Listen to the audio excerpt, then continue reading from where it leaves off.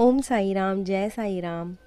तो जैसा कि मेरे कुछ पिछले वीडियो में आपने बाबा के चमत्कार देखे हैं, तो आज फिर से मैं आपके सामने एक बाबा का चमत्कार लेकर आई हूँ। तो बोलिए ओम साई नाथाय नमः। बाबा को प्रणाम करते हुए मैं आगे स्टार्ट करती हूँ। साईं बाबा ईशावतार थे। सिद्धियाँ उनके आगे हाथ जोड़कर खड़ी रहती थी, पर बाबा को इन बातों से कोई मतलब नहीं था। बाबा सदैव अपनी फ़कीरी में अलमस्त रहते थे। बाबा जिनकी एक ही नज़र में दरिद्र और बादशाहत देने की शक्ति थी, फिर भी वे भिक्षा मांगकर स्वयं पर पेट भरते थे। भिक्षा मांगते समय बाबा कहते थे, ओ माई, एक रोटी का टुकड़ा मुझे मिले। बाबा सदैव हाथ फैलाकर भिक्षा मांगा करते थे।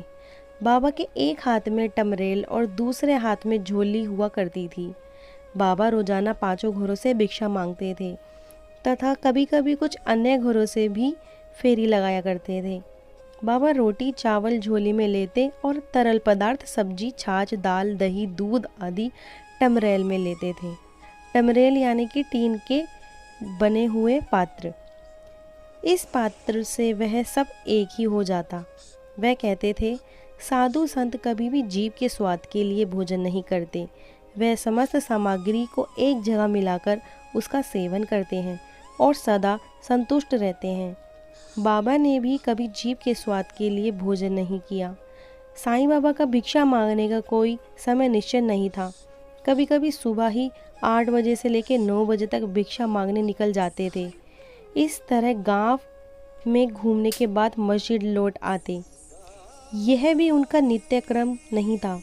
यदि मन हुआ तो जाते और जहाँ चाहते वहाँ मांगते। जो भी मिलता वह ले आते, उसी में खुश रहते। मस्जिद में लौटकर आने के बाद भिक्षा में उन्हें जो कुछ भी मिलता था वह सब एक कुंडी में डाल देते। उस कुंडी में से मस्जिद की साफ सफाई करने वाला कौवे, चिड़िया, कुत्ते, बिल्ली आदि को आकर अपना हिस्सा ले जाते। यदि कोई गरीब या भिखारी आया तो उसे भी उसमें से प्रसाद अवश्य ही मिलता। बाबा सब जीवों के प्रति समान रूप से प्रेम भाव रखते थे, इसलिए बाबा ने कभी किसी को भी मना नहीं किया। बाबा उस भिक्षा पर कभी अपना हक नहीं मानते थे।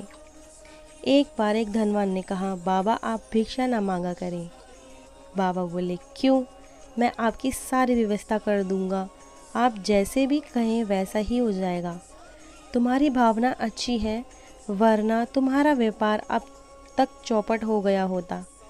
अगले ही दिन उस धनवान को पता चला कि एक व्यापारिक जहाज समुद्र में डूब गया, लेकिन नाव की मदद से उसका सामान डूबते जहाज से बचा लिया गया था। उसने बाबा को धन्यवाद किया। तो ये था हमारा बाबा का एक छोटा सा चमत्कार, और आपके समक्ष मेरे और भी चमत्कार आते रहेंगे।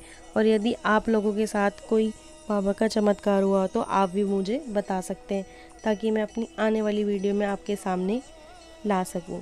तो बोलिए ओम साई राम, जय साई राम।